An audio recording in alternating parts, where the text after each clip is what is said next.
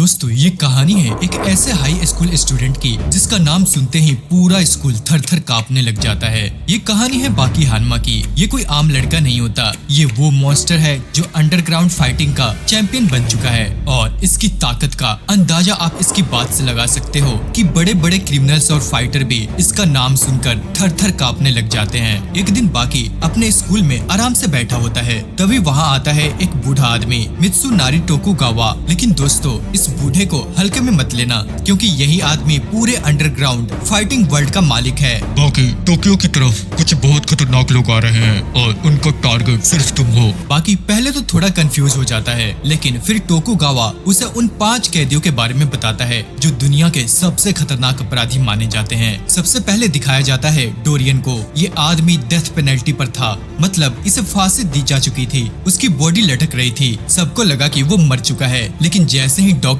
उसकी मौत कंफर्म करने आया, अचानक उसकी आंखें खुल गई और फिर आंखें खुलते ही वो सारे पुलिस वालों को जानवरों की तरफ मार देता है और जाते जाते दीवार पर खून से लिखता है, मैं टोक्यो आ रहा हूँ हार का स्वाद चखने। अब सोचो दोस्तों, कोई इंसान हारने के लिए इतनी मेहनत क्यों करेगा? लेकिन असली खेल अभी बाकी है। स्कॉटलैंड की एक हाई सिक्योरिटी जेल में एक कैदी था जिसका नाम था डायल। इस आदमी को सजा देने के लिए इलेक्ट्रिक शॉक थेरेपी दी जा रही थी, इतना करंट कि कोई आम इंसान तुरंत मर जाए। लेकिन भाई साहब ये तो मुस्कुराते हुए सब सह गया। फिर उसने सारे गार्ड्स को मार डाले और सीधे मिलिट्री प्लेन हाईजैक करके टोक्यो के लिए निकल पड़ा। पुलिस को बाद में पता चला कि वो 100 मीटर ऊंची जेल की दीवार पर चढ़कर भागा था, और वो भी नंगे हाथों से। इतना ही नहीं, उसने रूस के सबसे ताकतवर रेसलर गारलैंड को भी मार डाला था। और अब तीसरा कैदी स्पेक। दोस्तों ये आदमी इंसान कम और चलता फिरता डिजास्टर ज्यादा लगता है। ये समुद्र के 200 मीटर नीचे बनी जेल से भागता है, वो भी सब पुलिस वालों को मारकर। और वही चौथा कैदी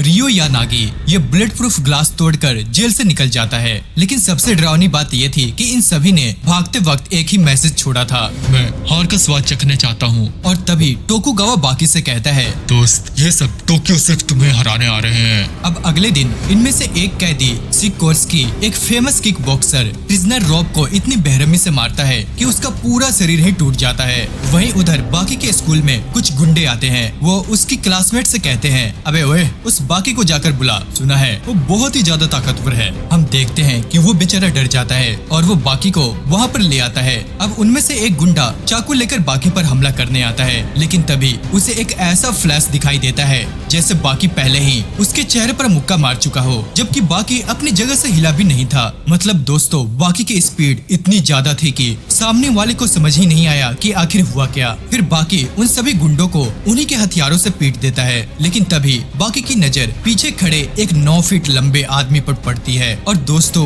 वो और कोई नहीं उन 5 मॉन्स्टर्स में से एक था। अब दूसरी तरफ पुलिस डिपार्टमेंट में हड़कंप मचा हुआ था। डोरियन, स्पेक, डायल और यानागी सभी टोक्यो पहुंच चुके थे। एक ऑफिसर बताता है कि किसी आदमी ने पुलिस वैन को नंगे हाथों कुचल दिया, और वो आदमी था स्पेक। अब स्पेक सीधे बाकी के सामने पहुंच जाता है। वो अपनी ताकत दिखाने के लिए वो क्या करता है पता है? वो खुद अपने मुंह में गोली मारता है और फिर आराम से खड़ा हो जाता है जैसे कुछ हुआ ही नहीं। उसके बाद वो बाकी से कहता है, मैं टोक्यो का सबसे स्ट्रॉन्गेस्ट आदमी हूँ और मैं हार का स्वाद चखना चाहता हूँ, क्या तुम मेरी मदद करोगे? और जैसे ही वो एक पुलिस ऑफिसर से हाथ मिलाता है, उसका पूरा हाथ शरीर से अलग होकर नीचे गिर जाता है। अब ये देखकर बाकी की पूरी तरह से फट जाती है। बाकी ये देखकर समझ जाता है ये लोग साधारण इंसान नहीं है। फिर स्पेक बाकी को बुरी तरह से मारने लगता है, उठाओ वो हाथ उठाओ। अब कुछ देर के बाद पुलिस वहाँ पहुँच जाती है और स्पेक को गिरफ्तार कर लेती है। लेकिन दोस्तों ये गिरफ्तारी सिर्फ मजाक थी,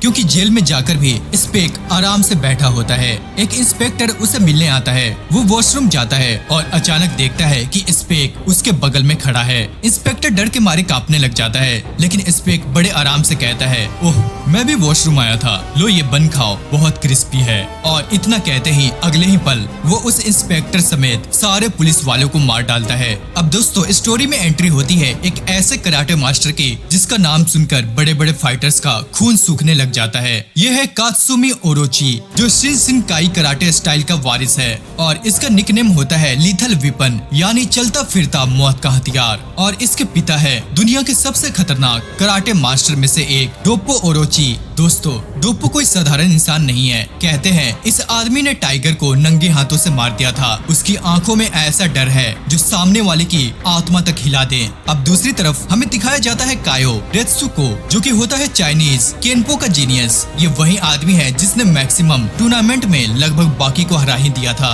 उसकी स्पीड, टेक्निक और पावर तीनों मॉन्स्टर लेवल की है। वो अपने स्टूडेंट्स को ट्रेनिंग दे रहा होता है, तभी वहाँ अचानक एंट्री होती है डोरियन की। और भाई, उसकी एंट्री देखकर ही माहौल डरावना हो जाता है। डोरियन बड़े आराम से कहता है, एक्सक्यूज मी, मुझे मास्टर डोप्पो ओरोची से मिलना है। अब शिनशिनकाई एकेडमी के अंदर डोरियन की मुलाकात होती है डोप्पो और कात्सुमी से। कात्सुमी उसे देखकर कहता है, पहले अपने जूते उतारो। और दोस्तों, बस यही गलती हो जाती है। डोरियन जूते उतारने के बहाने अचानक कात्सुमी के चेहरे पर इतनी खतरनाक किक मारता है कि उसकी आंख लगभग बाहर ही निकल जाती है और यहाँ पर पूरा डोजो ही हिल जाता है। फिर वो एक और आदमी पर हमला करता है, लेकिन इस बार वो लकड़ी का छोटा सा टुकड़ा उसकी गर्दन में इतनी स्पीड से घुसाता है कि आदमी वहीं पर मर जाता है। और फिर डोरियन स्माइल करते हुए कहता है, लगता है तुम लोगों में थोड़ी ताकत है, अब मुझे मास्टर डोप्पो से मिलना है। इतना बोलकर वो आराम से चलने लग जाता है, लेकिन तभी उसके सामने आ जाता है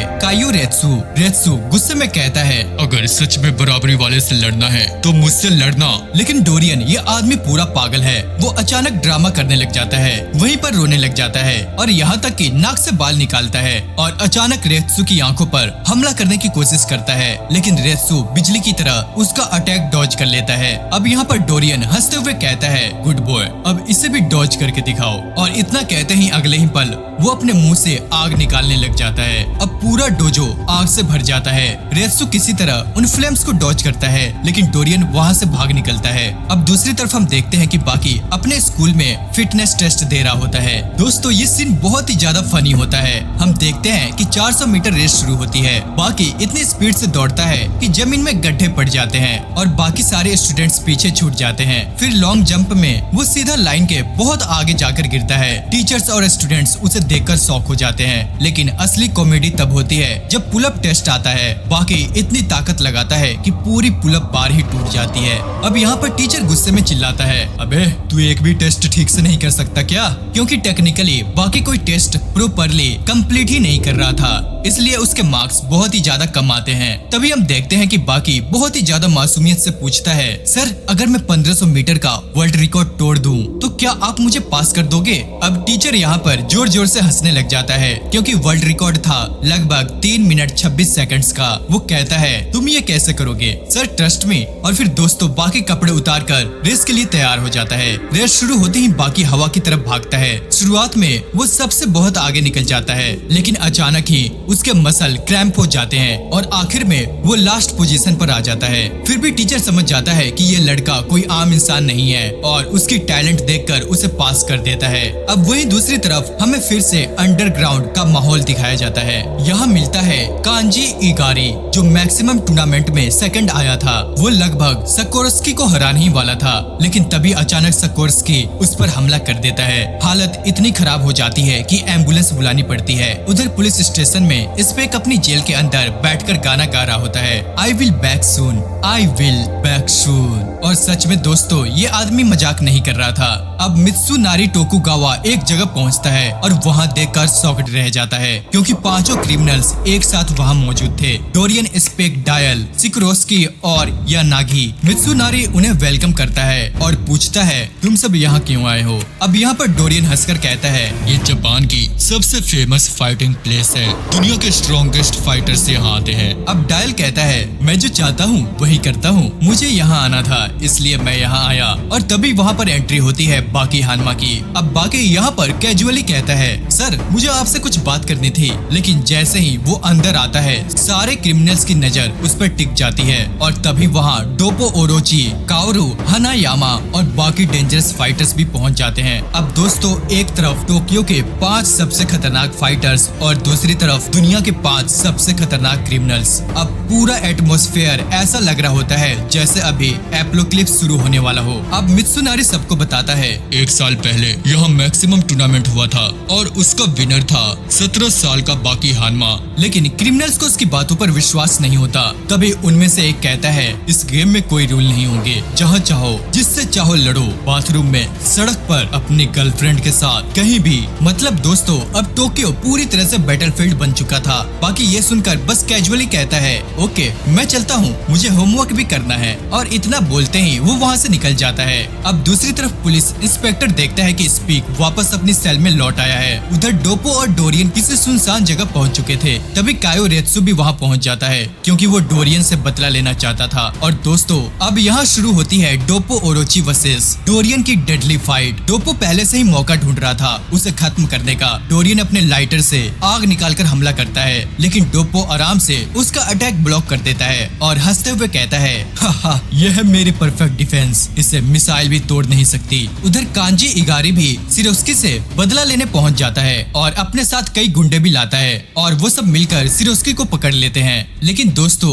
जब हम वापस डोपो और डोरियन की फाइट की तरफ देखते हैं तो पता चलता है कि डोरियन ने एक पतले से वायर से डोपो का हाथ काट दिया था। असल में उसके पास एक बहुत ही ज्यादा खतरनाक स्पेशल लाइटर था, लेकिन वो कोई साधारण लाइटर नहीं था। उसके अंदर से निकलता था एक ऐसा थ्रेड जो मकड़ी की जाल से भी पतला था, लेकिन नाइलॉन से कई गुना ज्यादा मजबूत। अब यहाँ पर डोरियन स्माइल करते हुए कहता है साइंस के हिसाब से ये थ्रेड एक मिरेकल है। मैजिशियंस कई सालों से ऐसे थ्रेड्स का इस्तेमाल ट्रिक में करते आए हैं। तभी डोपो समझ जाता है कि जब डोरियन ने पहली किक मारी थी उसी समय उसने चालाकी से वो थ्रेड उसके हाथ पर फंसा दिया था। मतलब दोस्तों ये आदमी सिर्फ ताकतवर ही नहीं बल्कि बेहद खतरनाक और चालाक भी है। लेकिन डोपो ओरोची कोई आम फाइटर नहीं है। वो आराम से कहता है ट्रेनिंग के दौरान मेरे हाथ कई बार टूट चुके हैं, और अगले ही पल वो डोरियन के चेहरे पर इतना भयानक पंच मारता है कि डोरियन सीधा जमीन पर जाकर गिरता है। अब दूसरी तरफ कांगे इगारी और उसके दोस्त सिरोस्की को मारने का प्लान बना रहे होते हैं। वो लोग उसे घेर लेते हैं और कांगी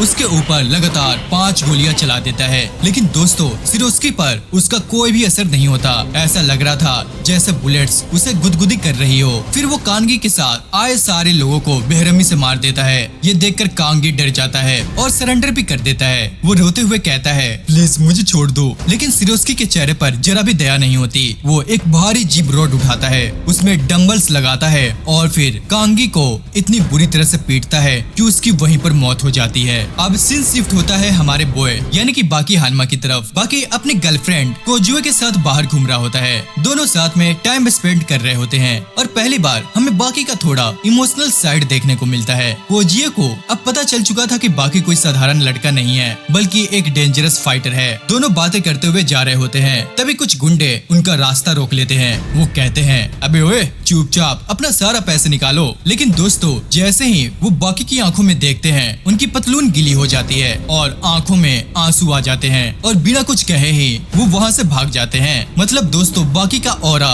इतनी खतरनाक थी कि जब लोग उसे देखते थे तो उनकी टट्टियां निकल जाती थी। फिर दोनों डेट पर जाते हैं, साथ में काफी फन करते हैं और वापस लौटते समय कोजुए बाकी का हाथ पकड़ लेती है, लेकिन उन्हें पता नहीं था कि कोई दूर से उन्हें देख रहा था और वो था स्पेक। अब कोजुए काफी वॉरिड थी। वो बाकी से कहती है तुम सच में फाइटर हो, तुम्हारी जान हमेशा खतरे में रहती है। अगर मैं तुम्हारे साथ जिंदगी बिताऊं तो मैं हमेशा डरती रहूंगी। फिर वो इमोशनल होकर कहती है जिन लोगों से तुम लड़ते हो उनकी भी फैमिली होती होंगी ना, अगर उन्हें कुछ हो जाए तो उनकी वाइफ और बच्चे तुमसे नफरत नहीं करेंगे। अब ये सवाल सुनकर पहली बार बाकी अंदर से हिल जाता है और फिर वो काजुए को अपने गले से लगा लेता है। बस अब चुप हो जाओ। फिर वो अपने दिल की बात बताता है पिछले 17 सालों में मैंने कुछ अच्छा नहीं देखा। मेरी मॉम और डैड दोनों मुझे सिर्फ स्ट्रॉन्गेस्ट बनाना चाहते थे। मैंने ये रास्ता खुद चुना है। और फिर वो अपनी जिंदगी का सबसे बड़ा लक्ष्य बताता है। मेरा सपना है अपने फादर को हराना। अगर इस रास्ते में मेरी मौत भी हो जाए तो मुझे कोई पछतावा नहीं होगा। और दोस्तों ये लाइन बाकी के पूरे कैरेक्टर को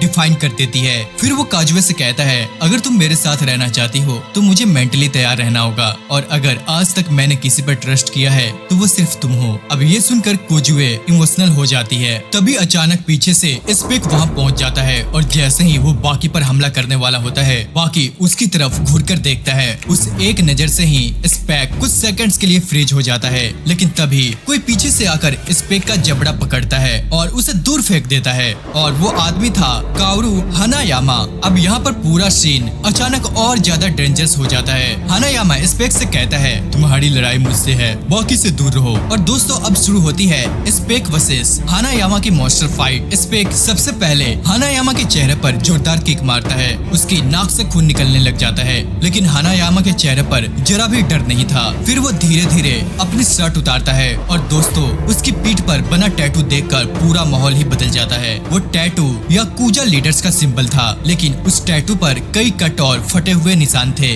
और उन निशानों के पीछे एक स्टोरी थी। कहा जाता है कि ये मार्क्स तब पड़े थे जब हानायामा अकेले पूरी गैंग से लड़ने गया था। मतलब दोस्तों ये आदमी खुद एक आर्मी था। अब यहाँ पर फाइट शुरू होती है। स्पेक जो भी चीज हाथ में आती थी उससे हमला करने लगता है। कभी बेंच उठाकर मारता है, कभी शू से हमला करता है, कभी तो पूरी सीट ही फेंक देता है। लेकिन हम देखते हैं कि हानायामा पर इन अटैक का ज्यादा असर ही नहीं होता। वो आराम से खड़ा रहता है जैसे किसी जायंट मॉन्स्टर को कुछ एहसास ही ना हो रहा हो। और यही देखकर स्पेक एक्साइटेड हो जाता है। वो हंसते हुए कहता है, वेरी गुड, कई सालों बाद मुझे कोई स्ट्रॉन्ग अपोनेंट मिला है। फिर वो हानायामा को देखकर कहता है, तुम बिल्कुल स्टैचू ऑफ लिबर्टी की तरफ खड़े हो। और दोस्तों तभी हमें पता चलता है कि कुछ समय पहले ही स्पेक स्टैचू ऑफ लिबर्टी के सामने खड़ा था। स्पेक अब हानायामा को देखकर पागलों की तरह हंस रहा था। वो कहता है, मैंने स्टैचू ऑफ लिबर्टी को तोड़ दिया था और अब मैं तुम्हारे साथ भी वही करने आया हूँ। और जैसे ही वो ये बोलता है, स्पेक बिना एक सेकंड रुके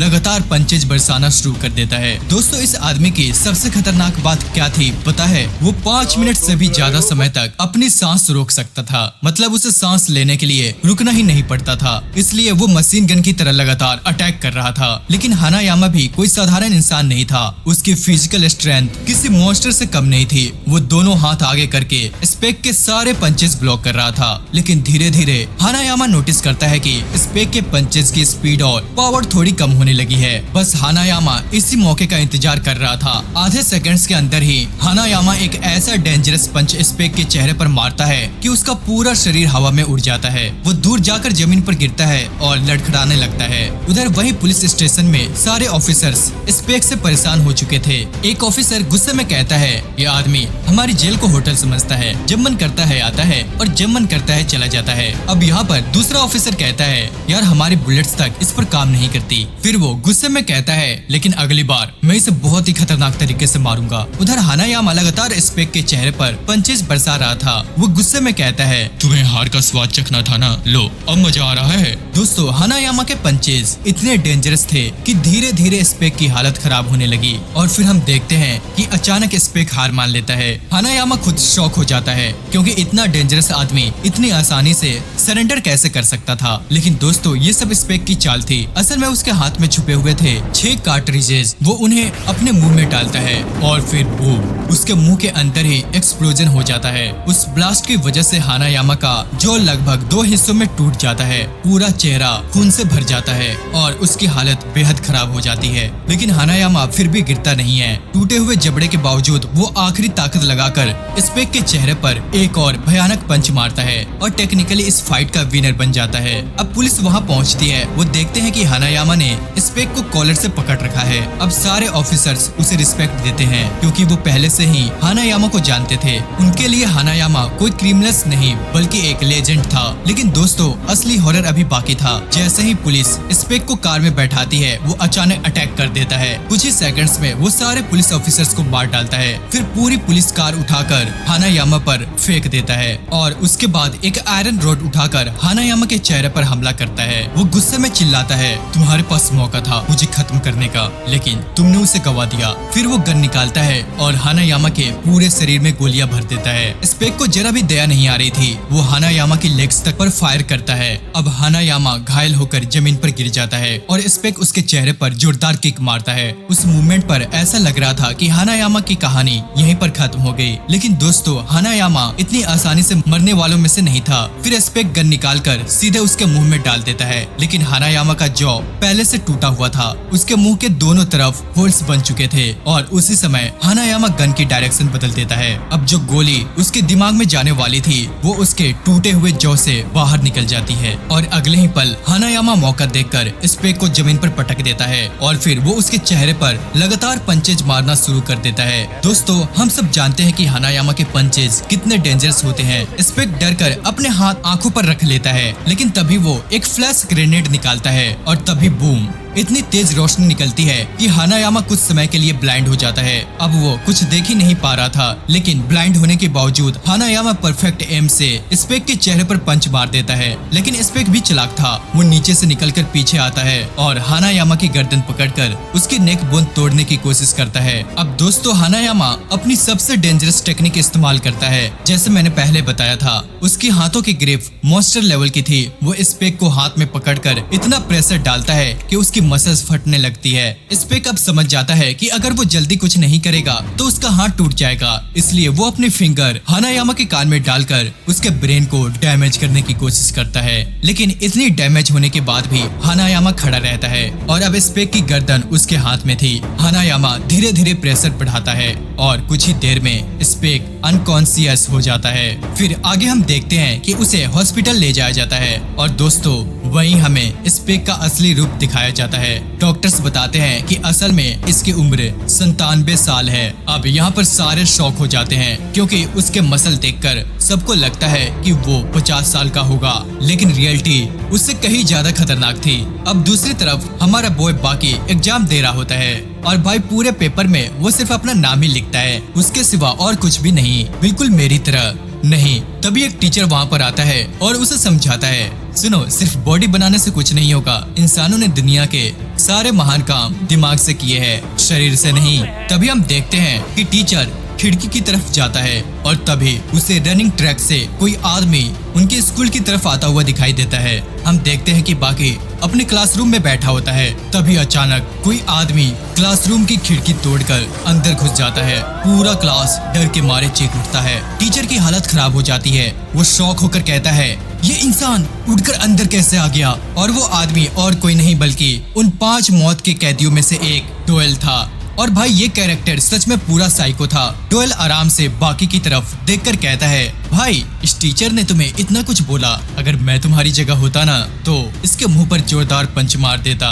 और इतना बोलकर वो सच में टीचर को पंच मार देता है। अब पूरा क्लासरूम डर से जम जाता है। लेकिन अब यहाँ बाकी की एक्टिंग शुरू होती है। वो अचानक रोने की नाटक करने लगता है और कहता है, प्लीज मुझे छोड़ दो, मैं बहुत डर गया हूँ, तुम तो बहुत ज्यादा स्ट्रॉन्ग हो। अब डोएल सोचता है कि बाकी सच में डर गया है, लेकिन अगले ही सेकंड बाकी उसके चेहरे पर जोरदार किक मार देता है। और अब यहाँ शुरू होती है बाकी वर्सेस डोएल की फाइट। डोएल तुरंत नाइफ निकाल लेता है और वो स्माइल करते हुए कहता है, कमाल है, तुम सिर्फ 17 साल के हो लेकिन तुम्हें हर खतरे का अंदाजा हो जाता है। वो बाकी की तारीफ करता है कि कैसे वो एनिमे की ताकत और अटैक स्टाइल तुरंत समझ लेता है, लेकिन बाकी उसकी बातों को इग्नोर करता है और अचानक क्लासरूम के विंडो से नीचे कूद जाता है। वो ऐसा इसलिए करता है क्योंकि बाकी नहीं चाहता था कि उसके क्लासमेट्स को पता चले कि वो अंडरग्राउंड फाइटर है। उसे डर था कि अगर सबको सच्चाई पता चल गई तो पूरा स्कूल उसे डरने लगेगा।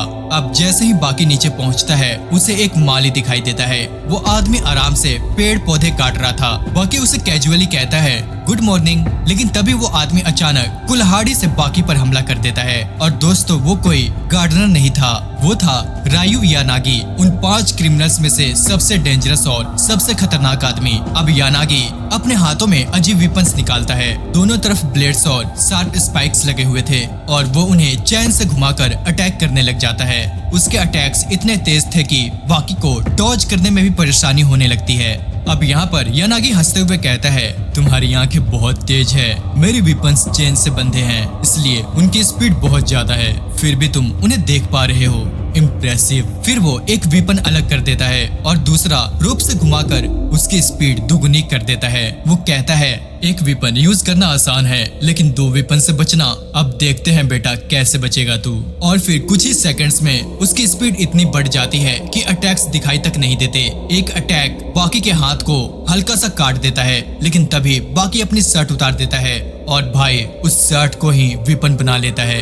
वो उसी शर्ट में यानागी के दोनों वेपन्स उलझा देता है। मतलब 1 सेकंड में यानागी के दोनों डेंजरस वेपन बेकार हो जाते हैं। लेकिन तभी हम देखते हैं कि पीछे से एक आवाज आती है, अबे ओए यानागी। और वहाँ एंट्री होती है 70 साल के मॉन्स्टर मास्टर शिबुकावा की। अब जैसे ही यानागी पीछे मुड़ता है, शिबुकावा उसके हाथों पर पानी डाल देता है और तभी हमें फ्लैशबैक दिखाया जाता है। कई साल पहले यानागी ने शिबुकावा के साथ यही ट्रिक की थी, लेकिन उस समय पानी गर्म था जिससे शिबुकावा के हाथ बुरी तरह जल गए थे। अब शिबुकावा उसी इंसिडेंट का रिवेंज लेने आया था। लेकिन दोस्तों ये आदमी पूरा ट्रोल निकला, क्योंकि इस बार पानी गर्म नहीं बल्कि ठंडा था। हम देखते हैं कि यानागी कुछ सेकंड्स तक कंफ्यूज रह जाता है और शिबुकावा जोर जोर से हंसने लगता है। वो कहता है, भाई आज तो मजा आ गया। लेकिन अगले ही पल शिबुकावा अपना इकी टेक्निक इस्तेमाल करता है। उसकी फाइटिंग स्टाइल ऐसी थी जिससे वो सामने वाले की ताकत और वजन उसी के खिलाफ इस्तेमाल करता है। यानी कि एनिमी जितना ज्यादा पावरफुल होगा उसकी अटैक उतनी ही डेंजरस वापस उसी पर पड़ेगी। अब शिबुकावा यानागी को हवा में उठाकर पटकता है और बाकी तक शॉक हो जाता है। लेकिन यानागी भी इतनी आसानी से हार मानने वालों में से नहीं था। वो अचानक एक और हिडन वेपन निकालता है। ये वेपन बिल्कुल लायन क्लो जैसा था। उससे वो शिबुकावा को गंभीर रूप से घायल कर देता है। अब शिबुकावा समझ जाता है कि अकेले यानागी को हराना आसान नहीं होगा। वो बाकी की तरफ देखकर कहता है, सुन बच्चे, लगता है हमें इसे साथ मिलकर हराना पड़ेगा। और यही टूर्नामेंट्स के असली रूल्स याद आते हैं, मतलब कि कोई रूल्स नहीं है। तभी शिबुकावा अपने हाथ का खून उड़ाकर सीधे यानागी की आंखों में फेंक देता है। अब खून उसकी आंखों में चला जाता है और कुछ सेकंड्स के लिए वो ब्लाइंड हो जाता है। शिबुकावा तुरंत मौका देखकर अटैक करता है और बाकी से चिल्लाकर कहता है, अबे ओए, तू भी मदद कर। दोस्तों अब तक यानागी काफी घायल हो चुका था, लेकिन सबसे डरावनी बात यह थी कि उसके चेहरे पर डर का नाम तक नहीं था।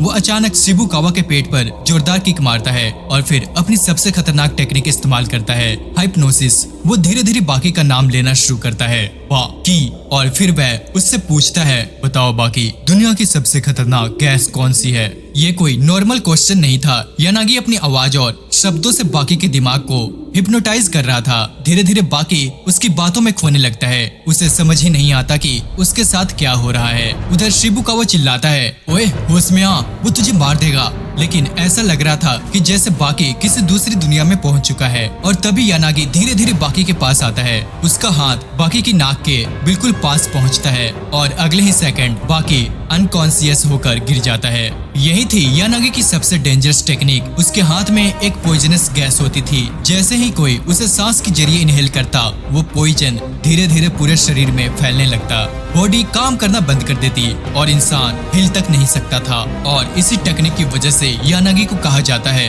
The poison. अब बाकी पूरी तरह बेहोश पड़ा था। तब यानागी उसके सवाल का जवाब खुद देता है, मैंने पूछा था सबसे डेंजरस गैस कौन सी है? और फिर वो हंसते हुए कहता है, ऑक्सीजन। अब यहाँ पर सब शॉक हो जाते हैं। वो आगे कहता है, हर इंसान 24 घंटे ऑक्सीजन लेता है। अगर मैं उसी ऑक्सीजन को पॉइजन बना दूं, तो मैं अपने दुश्मन को आसानी से हरा सकता हूँ। मतलब दोस्तों, ये आदमी साइंस और मार्शल आर्ट्स दोनों को मिलाकर चलता है। इतना बोलकर वो बाकी को वहीं छोड़ देता है और वहाँ से भाग जाता है। अब सीन शिफ्ट होता है टोकुगावा की तरफ। वो अपने सारे फाइटर्स को बुलाता है और भाई इस बार बूढ़ा आदमी सच में गुस्से में था। वो सबकी जमकर इंसल्ट करता है, खासकर बाकी की। वो कहता है, बाकी, तुम यानागी से कैसे हार जाओगे? मैंने कभी सपने में भी नहीं सोचा था। फिर वो गुस्से में बोलता है, मेरा नंबर 1 फाइटर बिना रूल्स के हार गया। अब बाकी चुपचाप उसकी बातें सुनता है। टोकुगावा आगे कहता है, मार्शल आर्ट्स सिर्फ एरिना में लड़ने का नाम नहीं है। तुम्हारा दुश्मन कभी भी हमला कर सकता है। तुम्हें हर समय रेडी रहना होगा। अब उसकी बातें सुनकर हानायामा गुस्से में आ जाता है। वो टोकुगावा को कॉलर से पकड़ लेता है और कहता है, बस कर बुड्ढे, हमें लेक्चर मत दे। लेकिन दोस्तों, टोकुगावा भी किसी से कम नहीं होता। वो डरने की बजाय सीधे हानायामा के चेहरे पर पंच मार देता है और फिर रोने जैसे एक्टिंग करते हुए कहता है, ओए, मुझे नीचे उतारो, तुम मुझे डरा रहे हो। लेकिन फिर अचानक उसका टोन सीरियस हो जाता है। वो कहता है, मुझे सबसे ज्यादा दुख तुम लोगों की हार का है, खासकर बाकी की हार का। अब बाकी ये सारी बातें सुनकर अंदर से टूटने लगता है। उसे गिल्ट महसूस होने लगता है और फिर वो चुपचाप वहाँ से निकल जाता है। लेकिन दोस्तों, जैसे ही वो रूम का दरवाजा खोलता है, उसके सामने खड़ा होता है डोरियन। उसके हाथ में गैसोलाइन था और दूसरे हाथ में लाइटर। उसका प्लान था एक ही बार में सारे फाइटर्स को जला देना। वो गैसोलाइन को फेंकने ही वाला था, तभी वहाँ एंट्री होती है कात्सुमी ओरोची की। कात्सुमी लाइटनिंग स्पीड से डोरियन के हाथ से लाइटर छीन लेता है और उसे नीचे गिरा देता है। इस दौरान सारा गैसोलाइन डोरियन के ऊपर गिर जाता है। अब हालत ऐसी थी कि अगर लाइटर की एक छोटी सी स्पार्क भी गिर जाती तो डोरियन जिंदा जल जाता। और हम डोरियन के चेहरे पर पहली बार असली डर देखते हैं, क्योंकि उसके ऊपर बैठा था कात्सुमी। डोरियन कांपने लगता है, लेकिन तभी कात्सुमी स्माइल करते हुए कहता है, डरो मत, मैं तुम्हें जलाऊंगा नहीं। फिर वो उसे देखकर कहता है, वरना तुम और मुझ में फर्क ही क्या रहेगा। उस मूवमेंट पर लग रहा था कि कात्सुमी अभी भी स्पोर्ट्समैनशिप फॉलो करेगा। वो कहता है, मैं अभी भी एक स्पोर्ट्समैन हूँ। लेकिन अगले ही पल वो लाइटर सीधे डोरियन के ऊपर फेंक देता है। डोरियन की पूरी बॉडी में आग पकड़ लेती है और कात्सुमी हंसते हुए कहता है, मैं तो बस मजाक कर रहा था। फिर वो डोरियन को देखकर कहता है, ये सब मैंने तुमसे ही सीखा है। तुम नंबर 1 लीच हो, तुम्हारे साथ फेयर फाइट नहीं हो सकती। दोस्तों यहीं पर डेडली आर्क का पहला पार्ट खत्म होता है। अब आगे क्या कात्सुमी सच में डोरियन को हरा पाएगा? क्या बाकी यानागी से अपनी हार का बदला ले पाएगा? और बाकी क्रिमिनल्स टोक्यो में और कितना कायोस मचाएंगे? ये सब जानने के लिए अगले पार्ट का इंतजार आपको करना पड़ेगा। तो आपको वीडियो थोड़ी सी भी अच्छी लगी तो चैनल को सब्सक्राइब और लाइक और कमेंट करना ना भूलना। तो मिलते हैं नेक्स्ट वीडियो में।